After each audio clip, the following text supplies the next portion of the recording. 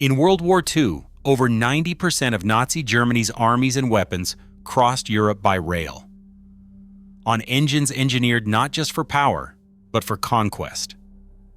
Hitler's regime planned a secret locomotive so colossal, its blueprints defied belief, and its legacy still haunts history. How close did the Nazis come to building their ultimate war train? And what really drove this obsession? The truth reveals stakes far beyond technology. Inside the Reich Ministry of Transport, statisticians tracked every ton of freight, every kilometer of rail, and every wagon pressed into service. By 1942, their ledgers revealed a single, overwhelming fact. More than 90% of all military freight in Nazi-occupied Europe moved by train. Coal, oil, ammunition, and rations, millions of tons each month, flowed across the continent not by truck or horse, but by rail. Orders from Berlin designated the entire Deutsche Reichsbahn as a critical war asset, shifting civilian schedules aside for military cargo. The numbers told the story. In a single year, the Reichsbahn logged over 600 billion ton kilometers. That scale dwarfed even the vaunted German road network.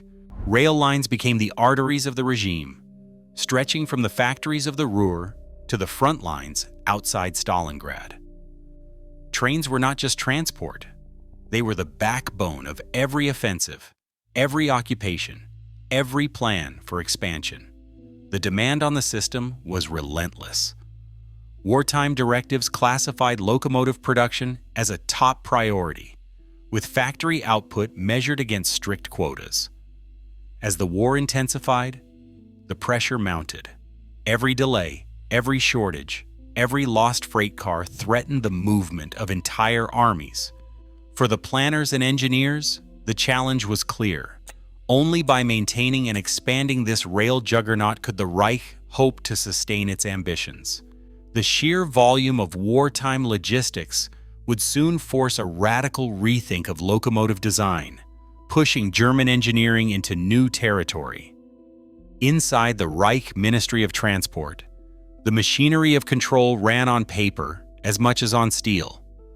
Liaison offices connected the ministry directly with Wehrmacht logistics, translating military demands into binding orders for every railway workshop and locomotive factory. In early 1942, as shortages of steel, copper, and other vital materials deepened, a flurry of memos began to circulate.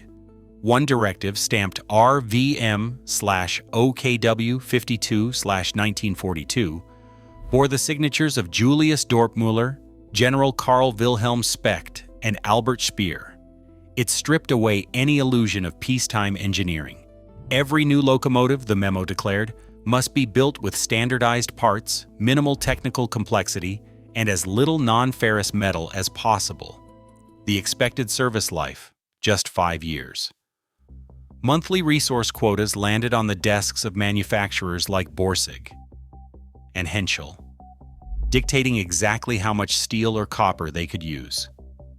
Circulars from Speer and Fritz Hanke, the locomotive construction overseer, imposed strict limits on luxury features and non-essential components. Engineering teams were ordered to revise blueprints, eliminating anything that did not serve immediate military needs. Meetings in Berlin, recorded in administrative minutes, made it clear. Any deviation from these new standards risked production stoppages or censure for responsible engineers. The result was a system where ideology and policy left little room for traditional craftsmanship. Every technical decision bowed to the priorities set by the war economy. Simplification was no longer a choice. It was a bureaucratic command, enforced with the full weight of the regime. As these policies filtered down to the factory floor, the path was set for a new kind of locomotive. One designed not for longevity or elegance, but for speed of production and survival in a world defined by scarcity. Richard Paul Wagner, chief engineer for the Reichsbahn, gathered his design team in Berlin with a single goal: create a locomotive that could be built quickly, with minimal resources, and run reliably under the harshest wartime conditions. The blueprint that emerged broke with decades of German engineering tradition. The new locomotive would use a 2-10-0 wheel arrangement, 10 driving wheels for maximum traction, but no unnecessary complexity. Its power output, around 1,600 horsepower, came not from refined alloys or precision machining, but from sheer mechanical simplicity. Every component was scrutinized.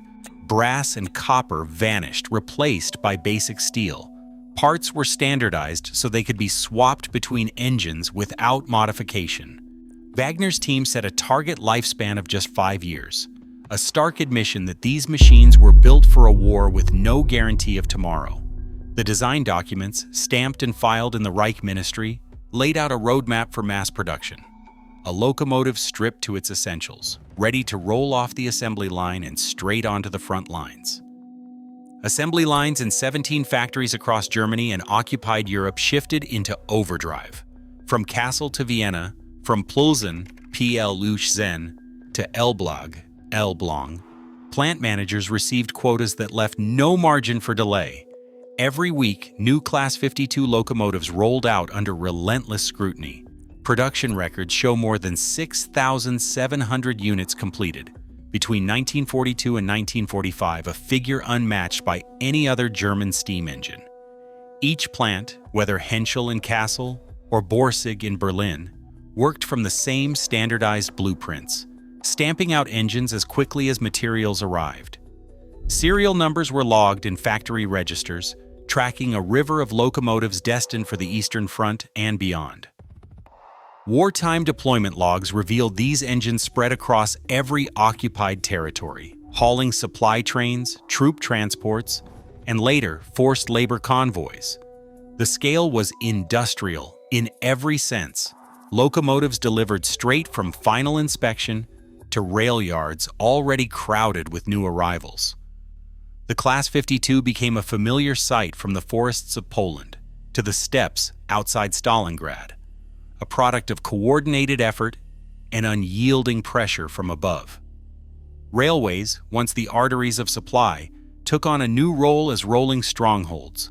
By 1942, Wehrmacht rail detachments began converting standard trains into Panzerzüge, armored trains bristling with weaponry and plated with steel up to 20 millimeters thick. Workshop records and field diaries detailed the transformation. Locomotives sheathed in heavy armor, flat cars outfitted with anti-aircraft guns, and artillery pieces mounted for mobile fire support. Crews operated in sealed compartments, shielded from small arms and shrapnel, while command cars carried radios and map tables for frontline coordination. Around 70 of these armored trains entered service, most patrolling the vast, vulnerable stretches of track on the Eastern Front. Their presence deterred sabotage, provided rapid response firepower, and allowed the Wehrmacht to project force deep into occupied territories. Some Panzerzüge even carried light tanks or armored cars, ready to deploy at a moment's notice. For the men assigned to these trains, the railway was no longer just a means of movement. It was a battlefield in motion, where steel and firepower met the dangers of guerrilla war. Auschwitz transport manifests, preserved in the Bundesarchiv and the Auschwitz-Birkenau State Museum, record thousands of deportation trains dispatched across occupied Europe. Each entry lists departure points, arrival times, and the number of people loaded into sealed freight cars. The locomotive class is rarely named. But by 1943, the Class 52 had become the standard engine for these journeys. Survivor accounts describe the shudder of steam engines in the night, the hiss of brakes at ramp sidings, and the bitter cold inside locked wagons. Some recall the numbers stenciled on engine tenders, evidence later cross-referenced in post-war museum collections. While individual locomotive IDs seldom appear in the manifests, technical logs confirm that Class 52s, built for war, pulled countless convoys to camps like Auschwitz and Majdanek. The ledgers and testimonies together leave no doubt. The machinery of mass transport was engineered, scheduled, and executed with bureaucratic precision, linking each train to the human cost it delivered. Production records from locomotive factories in Kassel, Vienna, Plzen, Plehzen, and Elblag, Elblong, document a workforce shaped by coercion. Labor allocation lists, preserved in the Arelson archives and local municipal files, show thousands of prisoners assigned to assembly lines, drawn from camps like Auschwitz, Stutthof, and Mauthausen. Factory ledgers tracked quotas with little distinction between civilian, foreign, or forced labor. Testimonies from survivors and post-war commission reports describe long hours, minimal rations, and constant supervision by SS or company guards. After 1945, denazification files reveal that most plant managers and senior administrators faced only brief reviews before returning to their posts. Allied personnel lists and company records confirm that railway officials and technical directors, unless directly implicated in crimes, resumed careers in the post-war rail industry. The machinery of production outlasted the regime, while accountability for its operators often faded into bureaucratic files. By 1945, more than 6,700 Class 52 locomotives had been built, making it one of the most prolific machines in wartime Europe. Archival records confirm these engines moved over 90% of German military freight and were sometimes used in the transport of forced laborers and victims to camps. The Breitspurbahn super railway, though meticulously planned in Reichsbahn documents, never advanced past blueprints. Its giant locomotives remain drawings in Allied and German archives. Many technical files survive, but some details about design ambitions and administrative decisions remain closed or lost. After the war, thousands of Class 52s continued running across Europe and Asia, while most engineers and administrators faced little scrutiny. Today, restored Class 52s stand in museums as reminders of how industrial achievement can serve both progress and atrocity. The legacy of these projects is clear. When technology is driven by ideology, its impact can outlast the regime that created it.